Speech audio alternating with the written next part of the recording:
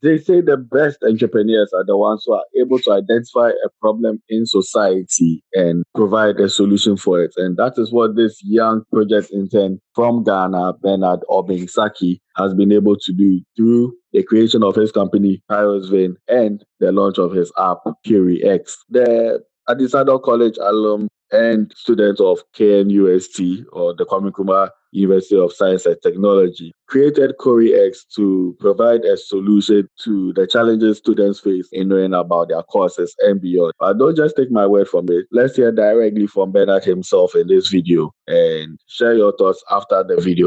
Hi guys, welcome to Startup Diaries, a vlog where I document my journey as a 19-year-old founder building CourieX, an app designed to function as your academic headquarters. Honestly, I don't have everything figured out, and that's really the point. This series is going to capture the highs, the stress, the lessons, the late nights, and everything that comes with trying to build something bigger than yourself at a very young age. I'm really grateful for everyone already supporting me even at the very beginning of this journey. And maybe years from now, we'll all look back at this episode and realize this was something we started. Hi, I'm Bernard Obeng-Sackey. I'm 19 years old and a founder of a startup called CourieX. And today I just wanted to share with the world what I've been building for the past 3 months and let you all know where I want this app I'm building to go. Perhaps it will die, perhaps it will flourish. I mean, we'll never know. So this is just the beginning of the journey, and I decided to document for anyone who's interested in following to see how we become, perhaps we could become the next Duolingo in the next 5-10 years. So let's go. So CourieX was really an answer to a problem myself and many others did face, and it was a problem I really noticed immediately I enrolled in first year, my first semester. And the problem was that we all had a very terrible way of organizing our whole academic life.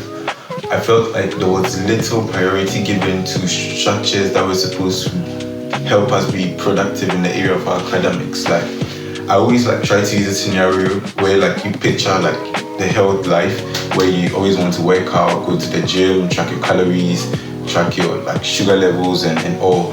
But then when it comes to the academic field, very little is done. It's all just read and answer the questions, read and take your exams.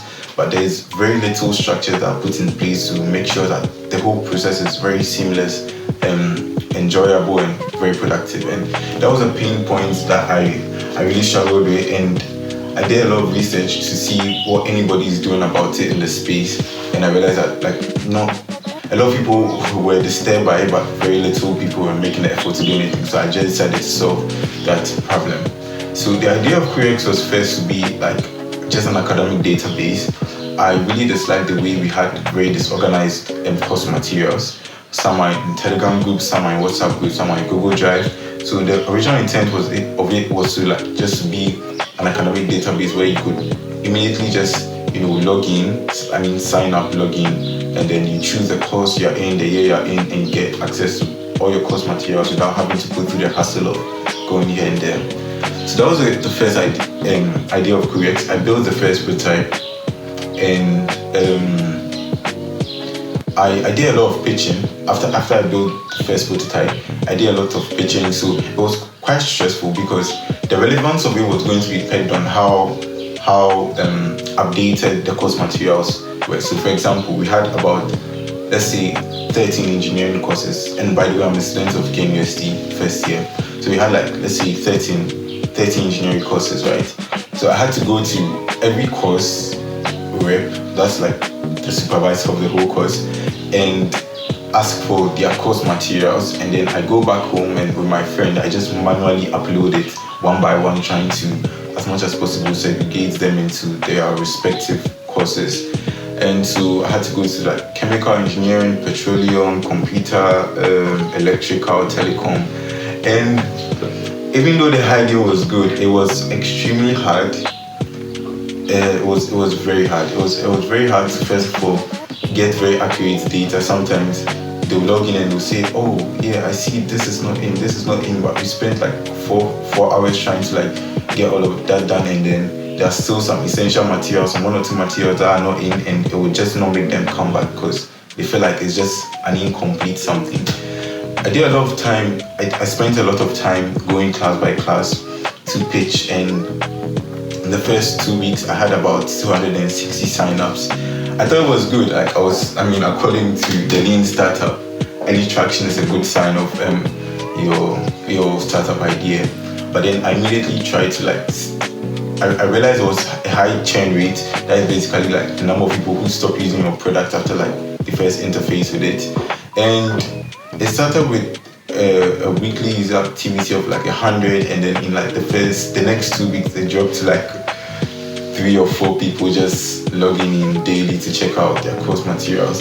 So I went to like class. I spoke to some of my friends trying to like find out why they weren't using the product, if it was a problem they really if that was a problem they faced. And it turns out that it was a problem, but it was not a problem. Like, there are kinds of problems where it's a problem, but like you could live with it. Yeah, it's not like it's so much of a pain point you would pay to get a solution to it. It's like something they felt like it was a problem, but they could live with it. So I quickly realized after like a month and a half, after taking a lot of data from my friends, asking them what I could make better, that the original intent of it was not the best. Not everybody was interested in that. In fact, very few people, just 4 people were interested in that. So I did realize that if I really wanted it to succeed, I needed to pivot the whole idea. And so after collecting like data from a lot of people, trying to like understand their study patterns, what they feel like would make their study life better, then I came up with CourieX 2.0, if I'm allowed to call it that. And the whole idea was to be able to make it like your academic headquarters. So I realized one big problem was me trying to manually upload course materials for every course. And so this time I actually changed it to you being able to create courses and upload your materials inside. And it's really helpful. I mean, it gives you more flexibility to really organize your materials how you want it. Then I went on to add a quiz feature where you could upload your course materials, and based on the content of it, the CourieX is going to set quizzes. Based on that, I added 2 modes. Practice mode, where after every question you could just like see your answer, see why you're wrong, ask the AI why you're wrong and all. And then there's an exams mode where you're timed, and if you're not able to finish on time, we'll just give you a result, like just to simulate the whole exam feeling, right? And then we have a flashcard feature where, again, it just sets flashcards for you based on your course materials. And there's a chatbot, and unlike ChatGPT, where you usually have to, send screenshots, try and copy and paste, like upload your course material, and sometimes we all know how ChatGPT can sometimes hallucinate and give you outside like content, like things that are not really in your content, and we really wanted to fix that. So what we did was to convert all the PDFs you upload and cache that whole data, so that the bot already knows like what is on your PDF without you having to like screenshots and copy and paste. So it's as simple as you just going through your course materials and you're like, hey CourieX, I don't understand the diagram in page 74, can you explain it to me? Without having to screenshot anything, and it will just go there, fetch it, and then give you an explanation, and you just interface with it. And then we added a study planner, which I thought was quite essential. I realized that back then I really had terrible time management. They gave us the course material for the course, but then it was kind of hard to like time yourself effectively to be able to finish it.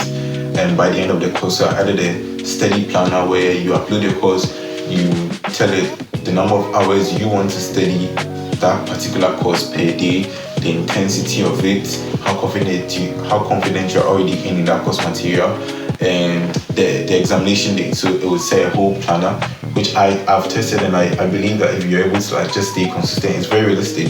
So if you're able to like just stay consistent, then you should be able to like complete the course material. And I mean, there are more features coming, but basically this is what it is for now. I've been working on this social network feature. I did get that inspiration from Gizmo, where you could, add your friends, set challenges, set quizzes, send it to them, play games, set study groups, set like expectations, a whole like social network feature to make it more interactive and engaging. And I have been working on that. That part is not finished yet. So for my like MVP, all I've just spoken about is already finished. And yeah, that's basically what it is. I did take inspiration from quite a lot of apps. I was trying to make it as interactive as Duolingo. They have nailed it excellently, and I love the way just the whole feeling of Duolingo is like you just want to go back to the app to use because it feels so gamified and interactive, and it's not some boring UI where you're just trying to like you're even frustrated using the app, right? I really did take inspiration from that side. And for the flashcards feature, I was just looking at Quizlets, looking at how they do their stuff. Not much from them, but like I mean, they came in mind.